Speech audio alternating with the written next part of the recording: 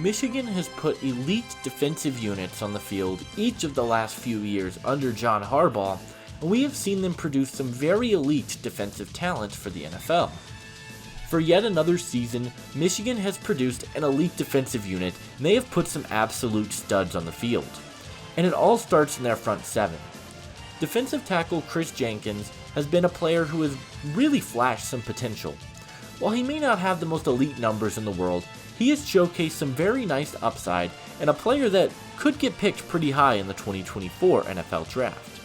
But hey guys, if you guys enjoy the NFL Draft content, consider hitting that like and subscribe button.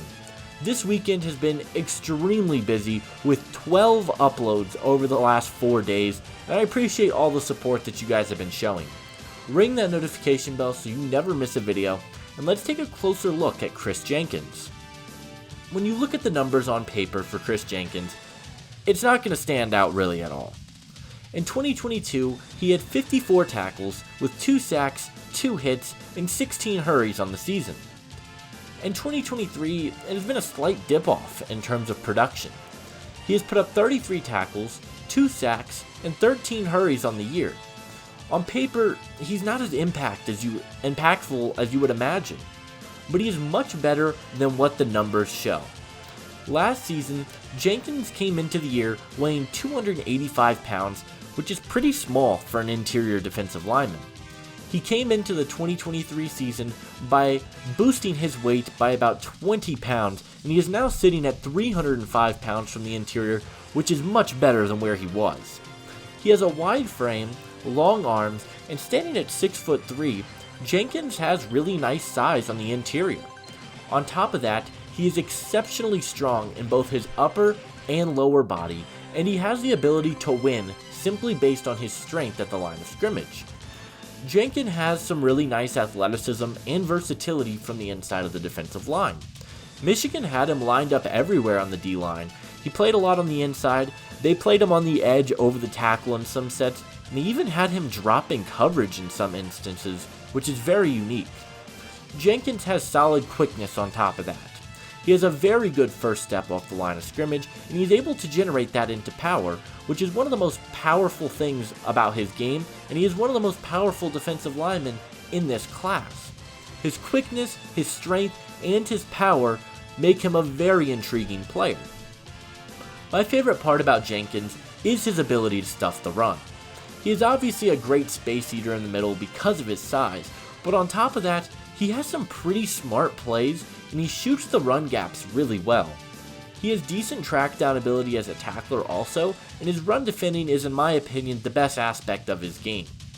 He has decent change of direction as well, and he uses his long arms to bring down the running back and pull off shoelace tackles in some instances, which I like to see.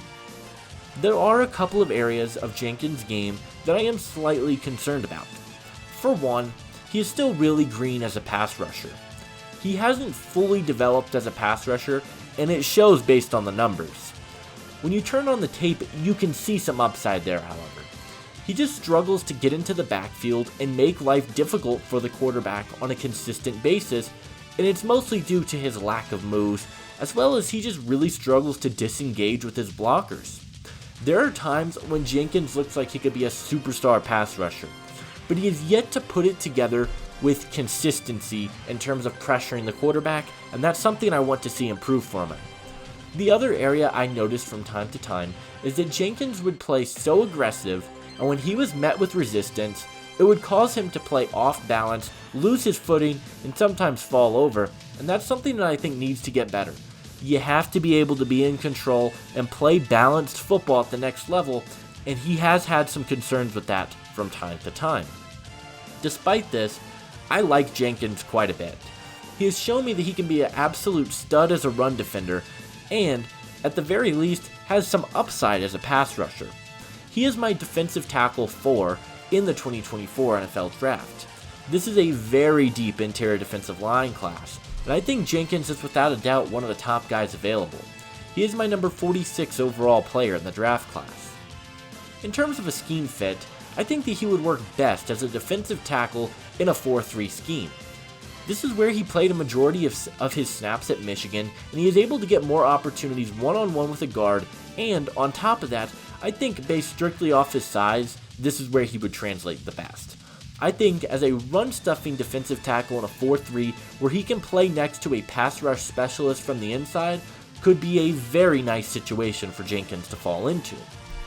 My player comparison for Kris Jenkins is Washington Commanders defensive tackle Daron Payne.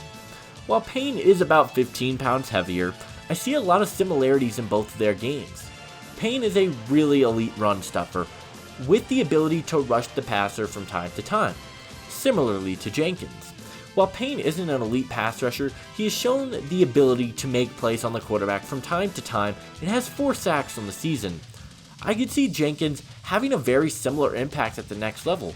Maybe his sack numbers aren't extremely high, but he can get to the quarterback every now and then, but he is mostly in there to stuff the run. I think Daron Payne and Kris Jenkins have some similarities.